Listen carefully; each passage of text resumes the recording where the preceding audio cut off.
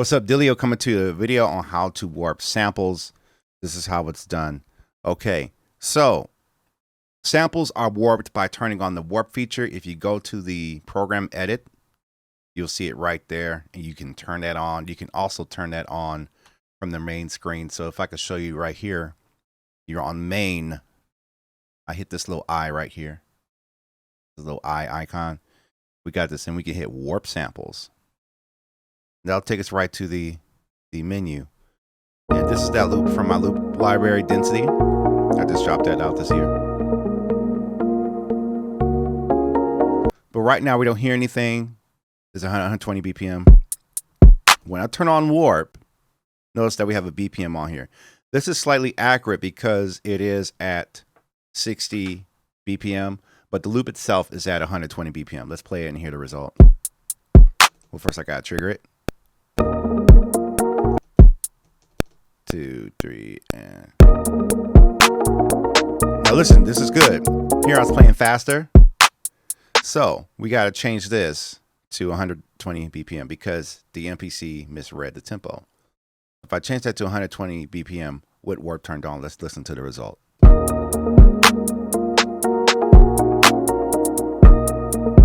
Okay, so that's in there. So now that warp is enabled, if I go back to the main screen and I want to slow it down to 100, we're going to hear the loop slow down with the beat.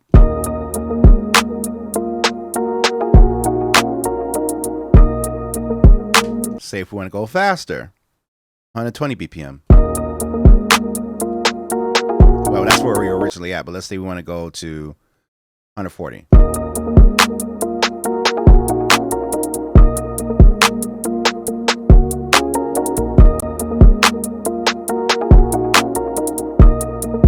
All right, but that's not all. So let's go back to warp samples. We have the sample here that's being warped right now with a stretch at 100% to 120 BPM, but this is a perfectly cut loop that's at 120 BPM.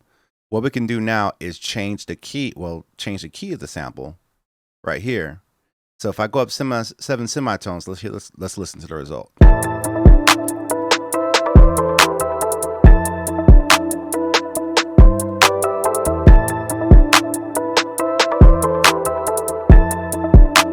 We can reverse it.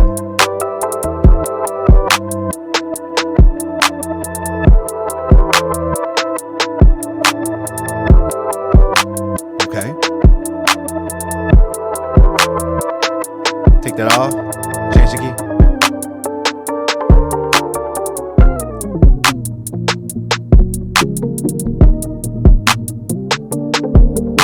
So there you have those options right there. So that's typically how you warp a sample on the MPC. In review, just make sure you know what the BPM is of the original loop is. If not, figure that out. Then you can make sure that your sample BPM is entered here, and then make sure your stretch is at 100%. So here's what happens if you leave the sample without changing the key of it, right? And you know your BPM, but the stretch is at 100%. Look what happens when I turn it up to 120. Slowed it down. But this is another fine adjustment you can make in case the loop is not looping seamlessly. And according, when I bring this percentage down, you can see that it does that. So you want to, if you can keep it at 100% just to start out, I think that'd be a great place to start out with.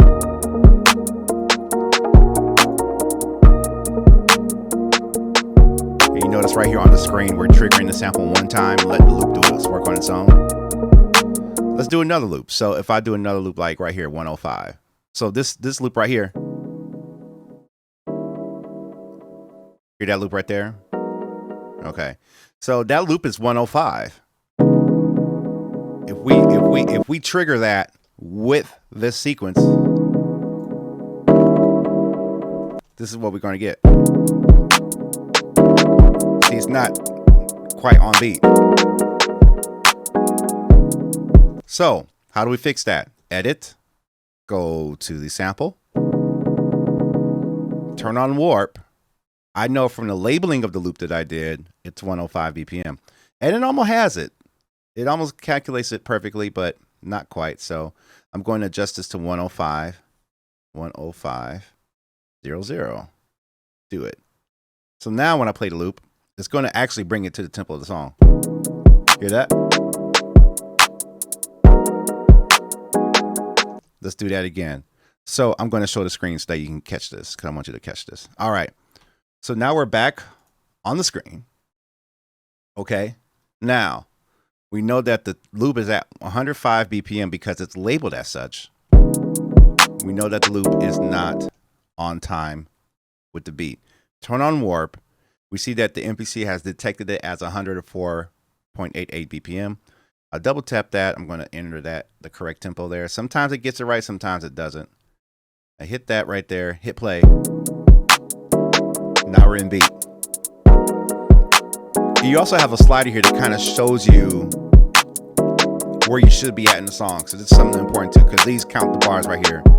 So I got 1, 2, 3, 4, 5, 6, 7, 8, 1. So this is a good thing because you want your transients to line up with that bar.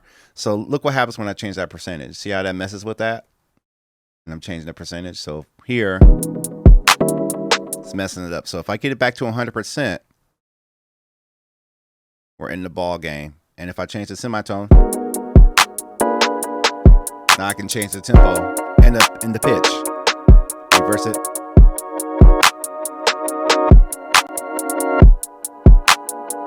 Ooh.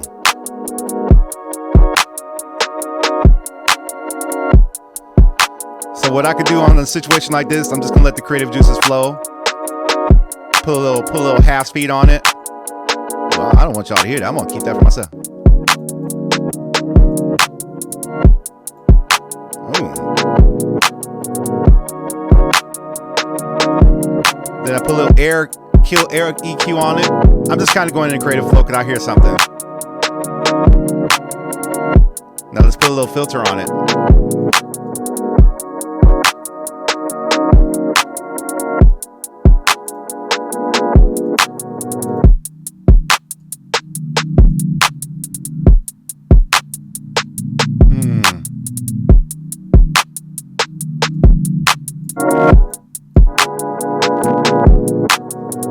So as you can see, that's the power of sample warping right there.